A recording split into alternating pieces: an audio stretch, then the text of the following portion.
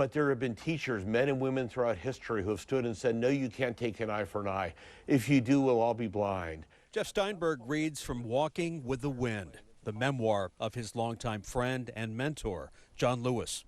He was the soul of America in many ways. Steinberg is the founder of the Bay Area-based SOJOURN project, a program teaching students lessons from the civil rights movement by taking them to where it happened. John Lewis has shared his story of struggle with almost 100 SOJOURN groups, leading some across the Edmund Pettus Bridge in Selma, where Lewis and other peaceful demonstrators were beaten by police, known as Bloody Sunday. Well, I would challenge any of us, who's more courageous than John Lewis?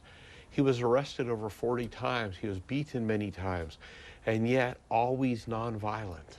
I feel like I have an obligation to do what I can to tell the story because I was a witness. In 2015, the Georgia congressman spoke with ABC7 News about his front row seat in the 1960s civil rights movement. You'd be sitting there in an orderly, peaceful, nonviolent fashion, and someone would come up and spit on us, or put a lighted cigarette out in our hair or down our backs. That happened. East Bay Congresswoman Barbara Lee says Lewis was a close friend. She says he was inspired by the Black Lives Matter movement.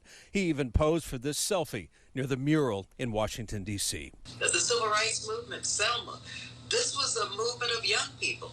And John Lewis saw our young people as a continuation in 2020 of that movement.